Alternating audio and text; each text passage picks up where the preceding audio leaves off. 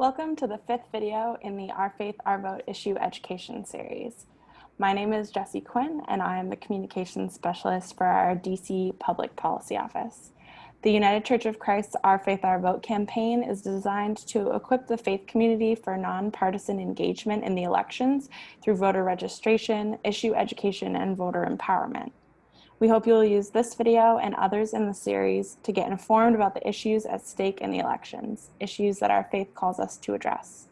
In this video, we will discuss the topic of disabilities justice with the help of our Minister for Disabilities and Mental Health Justice, Reverend Dr. Sarah Lund, and a panel of faith leaders well informed in this issue area. Reverend Dr. Lund, will you start us off and introduce our panelists, please? Yes, we are so thankful to the United Church of Christ for the commitment to lifting up issues of disability justice as we look to the election. We are honored to have insightful and energized conversation partners for this webinar about disability justice and voting. I'm so excited to introduce you to them if you don't already know them. In the United Church of Christ, we value our ecumenical partners, and I serve on an interfaith disability advocacy coalition with Lindsey Warburton. Lindsey is in Washington, D.C., where she is a policy analyst with the Episcopal Church's Office of Government Relations. And there she focuses on issues of disabilities, criminal, and payday lending. I met Lindsey because she is the co-chair of the Interfaith Disability Advocacy Coalition. And that is a group, it's interfaith, Jewish, Christian, Muslim, where we look together at disability-specific policies at the federal level. Lindsey calls North Carolina home, but she is in DC. So welcome, Lindsey. We're glad you're with us. I also am excited to introduce to you two colleagues in the United Church of Christ, Reverend Jj Flagg. He is in New Jersey, where he ordained United Church of Christ minister, and he's working as a Protestant Campus Ministries Chaplain at Rutgers University, the New Brunswick campus. We're also so thankful that JJ offers his leadership in the national setting, where he serves as a board member of the United Church of Christ Disabilities Ministries. Also, I'm really happy to have with us the Reverend Shernell Edney Stilley. She serves as the Associate Conference Minister for Congregational Vitality with the New York Conference. Reverend Stilley shares her gifts in many ways. She's on the Mental Health Network Board and the United Church of Christ Board of Directors. Deeply passionate about mental health, and she really likes to focus in on mental health education for the minority community. So welcome to our conversation partners. We're so glad that you're here with us. So let's just jump right into the conversation today. I know that when we think of disabilities, it's a pretty big umbrella. And so I would just want us to begin by sharing our understanding of what do we mean by this disability justice. So who wants to jump in and start by sharing with us your understanding of what is disability justice? Lindsey, why don't you go first? Sure. Thanks, Sarah. Well, we kind of look at two different concepts when we're doing disability advocacy. We look at disability rights, the disability rights community, and we look at the disability justice community. And disability rights community is something that's been been around for a long time, but disability justice is quite newer, and it attempts to bring in all people and all people with disabilities. And so lately you may have been hearing the word equity instead of equality, and I think a key component of disability justice is equity, and that no certain characteristic determines your outcome. So whether you're a person of color or a person of color with disabilities, you have a place in the society, you are equally part of the society, and you have the right to be. And so a key component of disability justice is often said is collective liberation, is that we are bringing everyone together in this fight, but disabilities and people with disabilities has to be included. And we're seeing that often it is not in many movements across the United States and globally. It's kind of my sense of it. Shernell or JJ, what is your kind of sense of where to start in terms of this conversation, and what is disability justice? I can go next. It's really hard for me to sum that up. I'm sitting here and I'm struggling, right, to be able to respond to that, because for me, sort of the short answer in my brain is, what is disability justice? What we always should have been doing, right? So to me, it's just something that is missing from the fabric and the ethos of humanity, right? And so disability justice is no different to me than racial justice, social justice, like all of them, right, are combined. And at some point, you think of a quilt or a blanket, and when one thread is loose, it's very easy to keep pulling and the whole thing becomes unraveled. And I think that that's where we are now. The sort of tapestry of humanity has completely unraveled. And the justice, those of us who are getting the needles, right, and getting back in and doing the work and trying to make that happen. So I feel like disability justice is sort of one patch on the quilt that we are attempting to make whole. Beautiful imagery. JJ, when we talk about disability justice, what comes to your mind in terms of what that is as a starting point? Sure. Thank you so much for, first of all, having me be a part of the conversation. I think when I think about the term disability justice, what comes to mind is the reality that justice work has always been intersectional. And so when we think about racial justice and we think about equity and all of these things, interwoven into that is people with disabilities. And I think the term disability justice acknowledges that there's the reality that 20% of Americans are people with disabilities.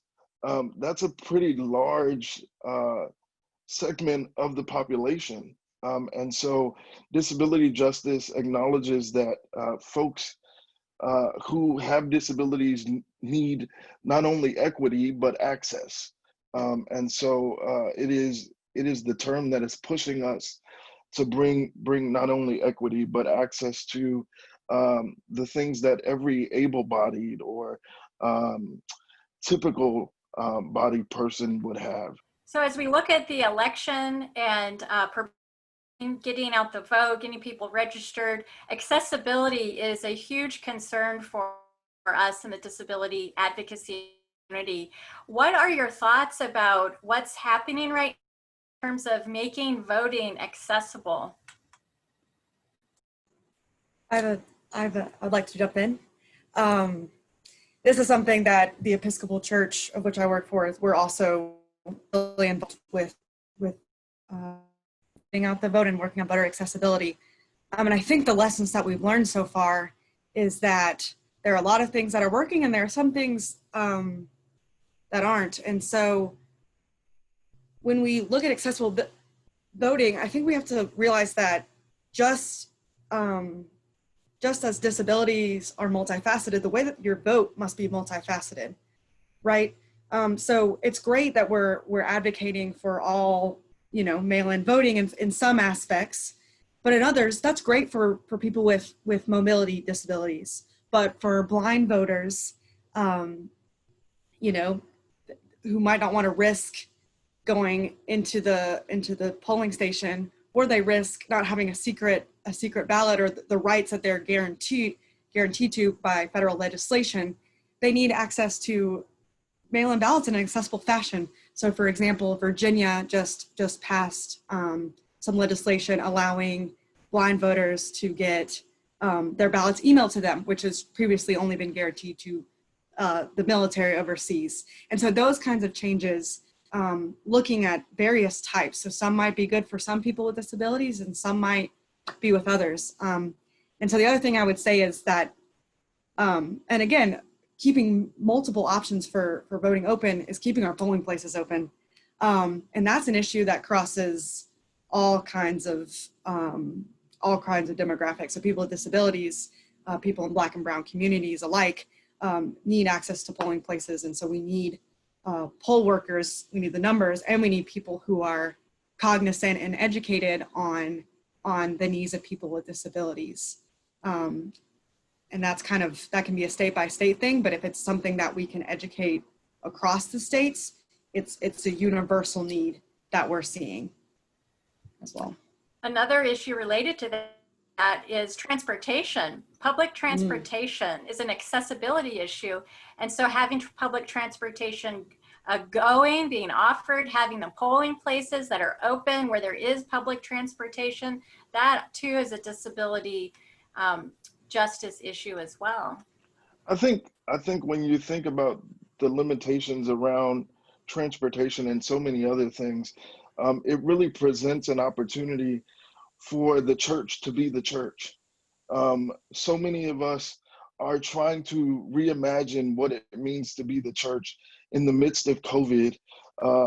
I've heard some people say that we're trying to figure out how to be the church in the midst of a double pandemic. This pandemic of COVID-19 and then the pandemic of racial inequality and racial injustice as we think about the realities of what Black and brown people are facing. But this really is an opportunity for the church to figure out, how do we get outside of our walls and create spaces and places for folks with disabilities to get into places where they can vote. And maybe when they can't get into those places, how do we help them vote in ways that are integral to their privacy and also allows them to lean into the right to vote as a citizen. So while there are these obstacles, I think it really is an opportunity for the church to reimagine their own presence in the community. JJ, I love that invitation to reimagine. And as a local church pastor as well, I want to ask you, can you go a little further and do you have like a concrete suggestion of an action that congregations can take to help move things further? Or you, Shernell, maybe you have something that people can do. Yeah, I think for me, I'm an individual who, this can't be seen on the video, but I'm someone who navigates the world using a wheelchair. And while I know that not everyone has accessibility issues as it relates to getting in and out of a building, there are folks who navigate the world with disabilities who have access issues in other ways. And so I think the question then becomes, as faith leaders, have we had those conversations with the folks in our congregations and our communities of faith, where we're asking, how can I be of support to you? How can I help you be civically engaged? Because it's not enough to push people to be civically engaged if you're not going to aid them in making it happen. And so creating an opportunity for folks to carpool or whatever, those really practical ways to create opportunities for folks to kind of link up together and not only be the church in community, but like I said, to practice your civic engagement. That would be my 2 cents on the matter. That's great. It's really that really good classic community organizing principle of the one-to-one conversations, right? If everyone in the local churches could buddy up and just partner and find out, are you registered? Do you have a plan to vote? What kind of support can we provide so that we can make sure everyone gets to vote? That's so helpful. Thank you. Another dynamic that we're looking at too is one of the key concerns is our healthcare and how people living with visible and invisible disabilities are constantly really not being served well with quality, accessible, affordable healthcare. And so as we think about voting and especially the issues on the ballot this fall, what thoughts do you all have about advocating for disability justice in healthcare? So I can jump in on this one.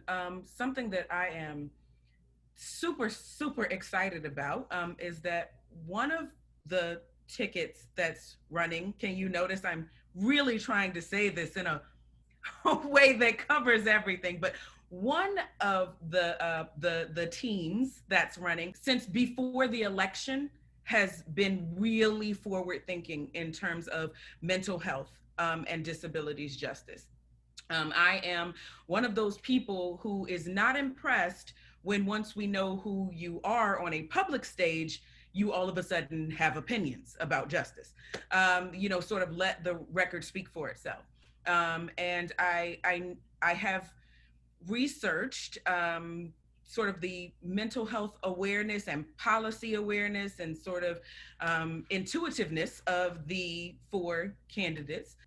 I would say that in this particular instance, one set of statistics sort of speaks very loudly. I remember that Reverend Bill Moyer said, as the speaker at one of our General Synods, I believe it was 2007, he said, is the mark of a deeply, deeply religious person to be moved by statistics. So when we look at that, right, we can become deeply and religiously involved in the statistics. We know that no matter how the election goes, that the proposed budget for 2021 will decrease mental health accessibility and funding. It will, with the reversal of the Affordable Care Act and sort of taking away money from Medicaid to be able to pay for mental health services, right? So if we're already at a deficit, we already know what less money to be able to use will.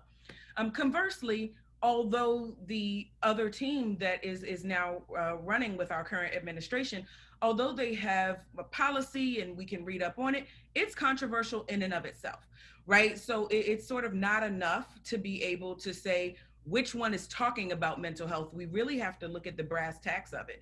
Some of the controversies of the newer team's policy votes and says we're going to give money for more beds in mental health institutions because they're overrun right now. And I know that some of and families have gone, yes, yes, yes. And some of the psychiatrists and psychologists, their opposition to that has been, but then at some point, it will get so out of hand that we won't be able to give personalized care, right? So I don't think there's any one particular way to look at the issue. I think that just like everything else, it's going to come down to how we relate to the issue, right? It's sort of, it's where you sit in the arena, right? That gives you the view of the field. And so I do believe though, that although it is faulty, that one team has been able to sort of not only identify mental health in terms of veterans or in terms of its generalities, but has been able to identify the suicide rates for youth. Has been able to identify specific funds needing to be set aside for LGBTQIA+ population. And I definitely think when it comes to us voting, not necessarily looking for who agrees with us 100%, because that's not going to happen, but who is willing to actually sit at the table and hash it out, right? Whose radar is this even on for us to push the conversation further along? So I think that's something we all need to keep in mind as we go to the polls. Thank you. And Lindsey, as you sit in DC, from your view, what should we be looking at in terms of disability advocacy and healthcare when we vote? Sure. No, you were speaking my language with the appropriations number, Shernell. I enjoyed it because that's when you look at it. Now you can't deny that there's one program in particular that is of the utmost importance, and that's Medicaid. Right? It's the primary provider of long-term supports and services. So that's drinking, bathing, eating, going to jobs, and the direct support professionals that are helping them in their homes every day. And so adequate funding and support is essential. And a big thing in the disability rights community and for many, many years now, but especially with this election, is making sure that we have proper funding for that. I think we can see, it goes without saying how COVID has highlighted some stark disparities. And we can see what happens when we aren't addressing those. And so supporting Medicaid and supporting home and community-based services are two fundamental issues. And a lot of that can be through funding, but then of course it comes down to kind of that transformational aspect. How can we transform the way that we're accommodating people? So it's not just accommodating, it's what is natural and what everyone deserves to have, and not just, We have it in the ADA, we have it in the Rehabilitation Act of 1973. We have those in place, and it's just about taking the next step and making those tenets and foundations of our society. But I would be remiss to not mention, you know, I think we need a lot more data on race and disability in the healthcare field, right? We're seeing disproportionate impacts on American Indians and Alaska Natives, and they have a 40% disability rate, the highest in the country. Even 10 years ago, people weren't reporting on that, and now there's reports on that. They used to say the Black community with almost 20 to 22%, also the second highest rate of disability, but there's just not studies on it. And so we need that information, not just for COVID, but for the long term, so that when we look at housing and education and transportation, we're not just looking at one subsect of people with disabilities, we're looking at all people with disabilities. I know I went off a little bit there, but I mean, healthcare has always been a core of people with disabilities. And I think that's because it can be so expensive, and poverty can lead to disability can lead to poverty. And so if we can address that nucleus, all other things can begin to fall into place as well. And I think that involves adequate funding and addressing racial disparities and recognizing racial disparities as well. I know when I listen to politicians and campaigns, I don't hear about disabilities. I don't often hear about mental health. I don't often hear, frankly, about racial justice. I'm not hearing about and so I think what we're saying is we need to have these issues be in our conversations. And so I would encourage our congregations and our faith leaders to start having these conversations and about the intersectionality, because you may not hear people talking about disabilities, but if you're talking about poverty, you're talking about people who live with disabilities. And so let's focus more on that intersectionality of racial justice and disability justice. And what is at stake for us in the election? I wonder what your thoughts are. So as a person of color, clearly, right? I feel as though people of color are pretty much shortchanged at every turn, right? We die at disproportionate rates. We are affected at disproportionate rates. I do not think that within the cosmos, it is some coincidence that all of this has become, sort of front and center, right at the same time. I feel as though sort of like, unfortunately, the church, we've had a lot of time to sort of get it together and haven't, and it all comes to a head.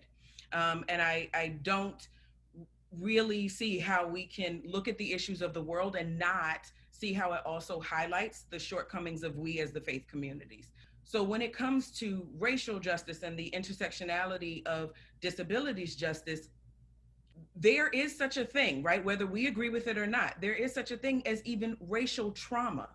So right there, you already have sort of a race issue and you have a mental health issue. And with a lot of communities of color, mental health is a stigma. And perhaps even a small part of the stigma is birthed from not having access to it, right? You fear what you don't know. For so long, it was a white thing, right? Going to therapy and doing these other sorts of things, all of the formal diagnoses. But I feel at this point in time, one of the things that has come out of COVID that has been extracted is how everyone is sort of one event away, right? From something being able to really turn the tables. And so the awareness of mental health is at such a great height right now because everybody is struggling with it. What we have to understand is that there have been people of color who have been struggling with this literally since before the United States came into being, right? How did we get the United States? I mean, it's just easy to look back at that. We look at any of the crusades, right, that have happened. They always come at a price. And so mental health, unfortunately, we live in a society which has sort of even mainstreamed some issues. I know that among the Western countries, The US is one of the most highly medicated places, as to where in other places you might do sort of a therapy and an herbal route, or, you know, something more natural and holistic.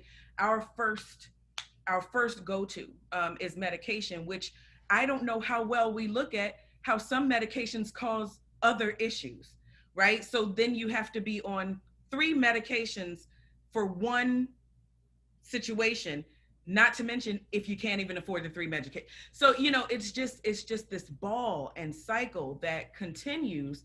And I am sorry that it took COVID to be able to make this loom large. But I'm also I'm also very grateful that it's happening right around this election, because the racial issues, the mental health issues, and so many other disparities are right at people's front door.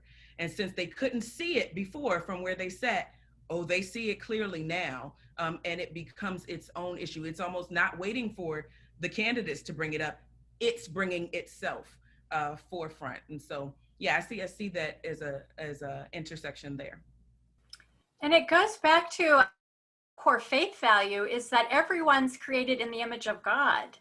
Everyone's life, whether you're on disability or not, you have value and worth, and you're a person that we respect and we love. And so just that baseline of respecting people and honoring their journey, I think too, really for me is coming to the forefront when I think about, you know, how do we care for one another as a community? Well, I know we want to wrap it up in a couple of minutes, so I want to invite each of you, Lindsey, JJ, and Shernell, to share any last thoughts you want with our viewers. Sure. I'd be happy to go first. I guess my thoughts for everyone is get educated on the voting process and what you're voting for. And so getting educated on the voting process, plan your vote is more important than ever. There are over 30 million people with disabilities who are eligible to vote, and from the last election, 1/6 of the electorate. So people with disabilities are powerful, and you have a voice, and it's time that you use that. And if you consider yourself a friend or another congregation member, again, as we spoke about, work at the poll.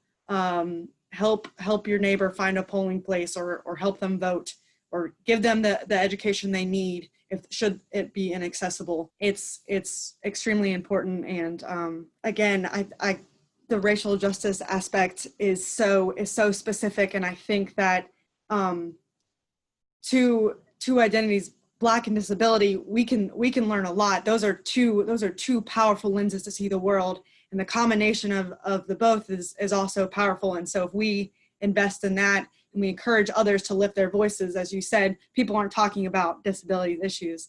And so it's time that we go to town halls, and not just this vote this November, but all the time, making disabilities and disabilities justice a year-round issue are kind of the things I want to leave you all with. Thank you. I think it is really easy to watch something like this and become overwhelmed with the idea of being engaged with disability justice and fighting against voter suppression and all of the isms and schisms that are going on in the world, right? But I would say that one of the best ways to help folks navigate this time is to find ways to be in relationship with people. That is really at the core of our faith as Christians, is relationship. And so at the end of all of this, really think about how your vote will impact the folks that you're in relationship with. And then think about, how can I deepen my relationship with folks to help them be a voice for themselves? How am I creating a platform for them to speak up, if you will, for themselves? That's how I think real advocacy happens. It happens in relationship to other folks. And so my encouragement would be to really do an audit of the relationships that we have in our own lives, and how can we become more active in those relationships, and making people able to speak up for themselves. I suppose I would sort of leave with the rhetorical question of, why do we call ourselves people of faith? Why do we have faith at all, right? We turn on the news, and just like Reverend JJ was saying, you're inundated with all of these isms and schisms and all of these things that you may or may not have been aware of, and you're rendered helpless. But then we have to ask that question: why do we have faith? And at the crust of why we all continue to have faith in a maddening world is because we are searching for a piece of hope. And faith and hope are rendered dormant if we don't have action. You can hope and believe all day long, but if you don't do anything about it, nothing's going to happen. I've never gotten a dream job just by, rubbing sticks together and hoping something happens. What has always had to happen is that I believe that there's something more. I hope that there's something more. And with that combined, it leads me right to some sort of action. I think that whether we protest in physical form by doing marches, everybody can't do that, right? But we also know that's not the only way to protest or to make our voices heard, whether it's through written word, whether it's through song, whether it's through sign language, whether it's through, there are so many ways that we can communicate. And we're put into these boxes to say that we're disabled, but that doesn't mean we can't do anything at all, right? It doesn't mean that we don't have any function.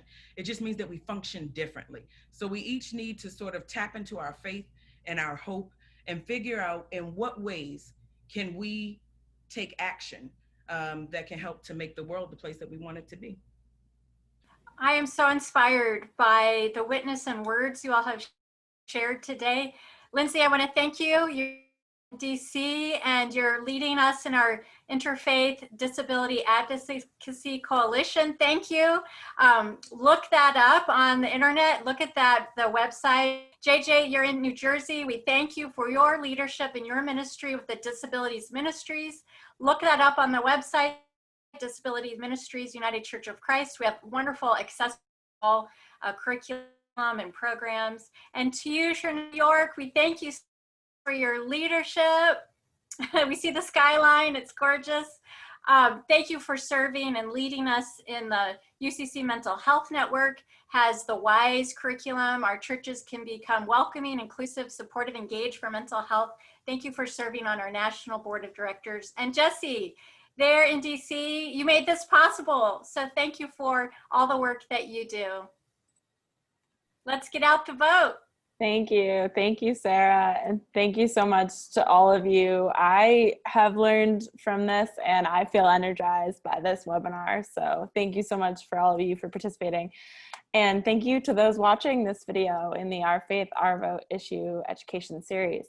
I hope that you'll use this information to inform your participation in the election season, and that you'll share what you have learned with those in your congregation and in your community. Please take a look at our other videos and resources on our website at ourfaithourvote.org.